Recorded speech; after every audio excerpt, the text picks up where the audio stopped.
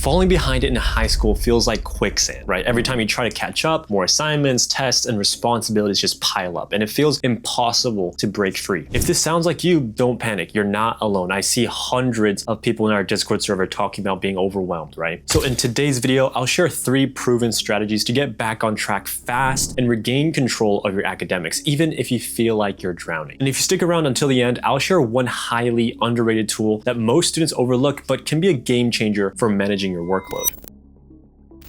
If you don't know me, my name is Shinwoo Lee, and my team of top 20 admissions counselors have been helping students get into their dream schools like Vanderbilt, Princeton, and MIT. So let's talk about catching up in high school. The reality is most students fall behind because they don't have a system. They're constantly putting out fires, studying for the next quiz, finishing last-minute assignments, but they don't address the root of the problem. If you're struggling, it's not about spending more time. It's about where you spend your time. So the first step to catching up is prioritizing ruthlessly. When you're overwhelmed, it's tempting to try and do everything at once, but that's a recipe for burnout. Instead, ask yourself some of these questions. What's due first? What's worth the most points? And what's non-negotiable for your grade? For example, let's say you have a history test tomorrow, a math homework assignment, and a science lab report due next week. Start with the history test first. Spend a focused hour or 2 reviewing the concepts, and then move to the math homework because it's a short-term win. What you have to realize to do well in high school is that not all tasks are equally important. You're not falling behind because you're lazy, right? You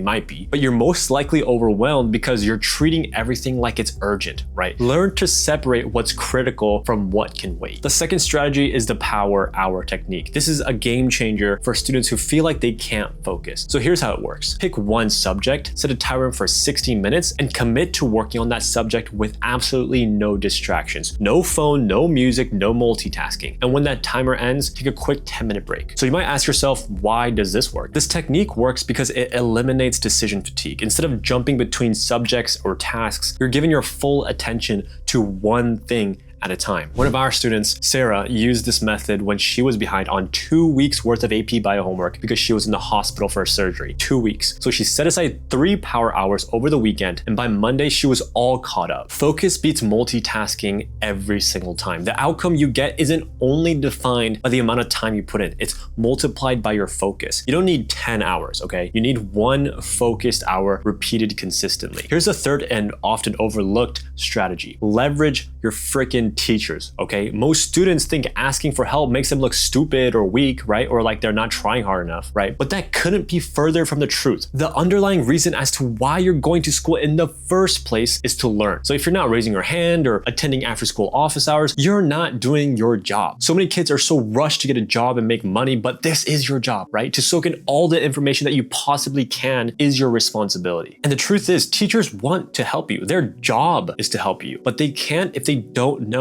if you're struggling. So if you're behind, shoot them a quick email or stay after class. Be honest, right? I've fallen behind, but I'm trying to catch up. Can you help me prioritize what I need to focus on, for example? One of our past clients, his name was Jason. He had a D in math in the beginning of the semester because he absolutely bombed the first 2 tests, a D in math. He felt embarrassed, and he should be, right? But he didn't just stop there and just give up, right? He asked for help, and when he finally did, his teacher offered to meet with him twice a week during lunch, twice a week. So by the end of the semester, he had a clean, perfect A. Your teachers are your greatest allies, not your enemies, right? Some of them do suck. Some of them can't really even teach their subject properly. But sometimes there are the good ones out there that could really, really help you. As promised, here's the underrated tool that most students overlook. A freaking calendar, okay? I know it sounds basic, right? But most students don't use one effectively. You need to write down all your deadlines, tests, and assignments in just one place. This gives you a bird's eye view of all your workload and helps you plan ahead. When you can see your week at a quick glance, it's so much easier to plan and avoid last-minute panic, which often leads to just piss-poor performance. So here's what you need to do today. Write down all your deadlines, tests, assignments, projects and all that stuff and prioritize them. Then try the power hour technique to focus on one task at a time. And when you finally muster up the courage, reach out to your teachers. They're there to help you succeed. Remember, falling behind doesn't mean you failed, okay? This is a 4-year-long marathon. Just look at it as if it's a small challenge, and with the right strategies, you can 100% overcome it. Stay focused and stay consistent, and you'll catch up much faster than you probably think. Now, if your essay writing process is more of a struggle than your grades, I've made a video here to talk about why most essays fail and what to counteract the mistakes that many students make to actually succeed. And if you want more educational videos like these, subscribe and like the video, but that'll be it for today.